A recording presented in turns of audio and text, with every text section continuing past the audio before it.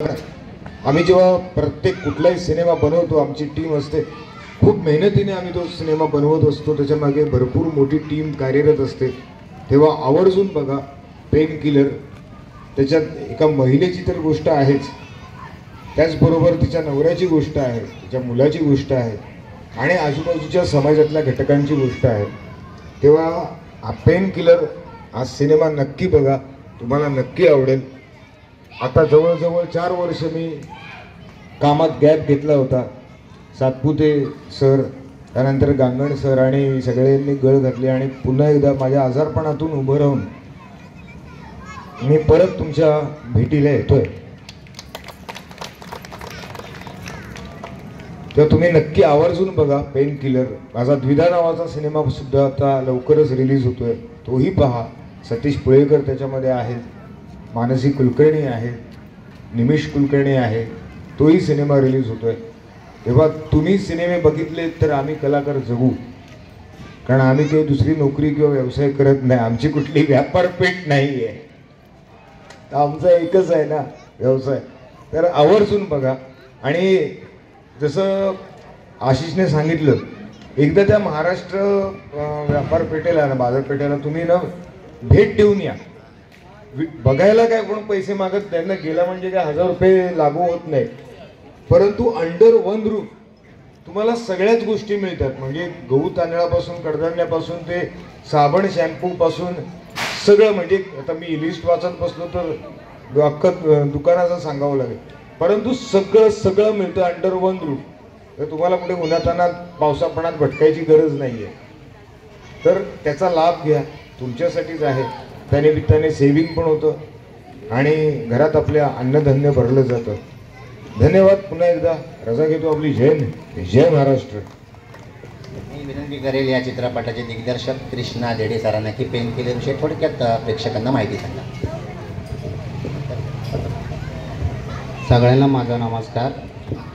Pain killer म्हणजे या प्रकारची गोष्ट की आपण सगळं संघर्ष करतो एखाद्या गोष्टीसाठी, की म्हणजे ज्यांना काम नाही आहे, कोण ॲक्टर बनायला येतं, कोण वेगवेगळ्या कामासाठी येतं, पोलीस बनायला, तर कोणाला कार बिझनेस करायला, तर त्यांना मोका भेटत नाही, चान्स भेटत नसतो लोकांना.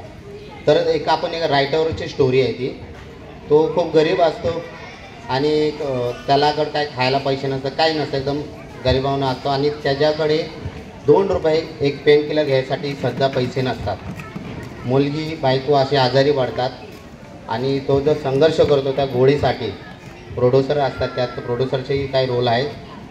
जेव्हा तो रडतो पडतो आणि त्याचे दुखणं समोरच्याला सांगतो, ते तुम्ही नक्की येऊन बघा. पेन किलर काय ती गोष्ट तुम्हाला सगळ्यांना आवडेल, नक्की आवडेल. आपल्या घरातली गोष्ट आहे, त्यासाठी 2 शब्द बोलून मी तुमचा आभारी आहे. धन्यवाद. थँक्यू. या चित्रपटाचे निर्माता आपल्या सगळ्यांची लाडके आदरणीय शशिकांत गांगण सर त्या ठिकाणी पेन किलर विषयी 2 शब्द बोलतील. नमस्कार, माझं नाव शशिकांत गांगण. मी या चित्रपटासाठी निर्मात्याचं काम करीत आहे. तर माझीच या चित्रपटासाठी मेन भूमिकेसाठी लीड रोल करतो आहे. तर भूषण सरांनी आणि कृष्णा देडे सरांनी सांगितल्याप्रमाणे सेम स्टोरी आहे. मी काय त्या वेगळं जास्त काही सांगत नाही त्या संदर्भात. तर तुम्हाला जेव्हा पेन किलर चित्रपट बघाल तेव्हाच तुम्हाला कळेल संघर्ष काय असतो आणि ती पेन किलर का घ्यावी लागते, ते तुम्हाला चित्रपट बघितल्यानंतरच कळेल. आणि तो तुम्ही नक्कीच बघाल ही मी आशा ठेवतो. आणि सर्व फॅमिलीसकट तुम्ही तो बघाल ही मी आशा ठेवतो. मला इथे येण्याची आणि 2 शब्द बोलण्याची जी संधी दिली त्याबद्दल खूप खूप धन्यवाद. थँक्यू. या चित्रपटाचे निर्माता शशिकांत गांगण सर आहेत, दिग्दर्शक कृष्णा देडे आणि सिनियर अभिनेत्री नटराज मिसाळ आहेत. पुन्हा एकदा या लाडक्या सोहळ्याला आम्ही आलोत. महाराष्ट्र बाजारपेठचा पुन्हा एकदा या ठिकाणी विशेष आभार. असंच एन्जॉय करा, हसत राहा, खेळत राहा, कारण की आयुष्य परत नाही. त्यामुळं आलेला क्षण हा आनंदात कसा जाईल हा विचार करत आपण एन्जॉय करूयात. आणि पाहायला विसरू नका आपल्याच हक्काचा आपलाच लाडका चित्रपट ज्याचं नाव आहे पेन किलर. इथंच मी तात्पुरता आपल्या सर्वांचा लाडका निवेदक आशिष पुंडलिक सातपुते तात्पुरती आपली रजा घेतोय. भेटूया पुन्हा कधीतरी याच ठिकाणी याच वेळी. तोपर्यंत पाहायला विसरू नका. खेळ खेळूया, पैठणीचा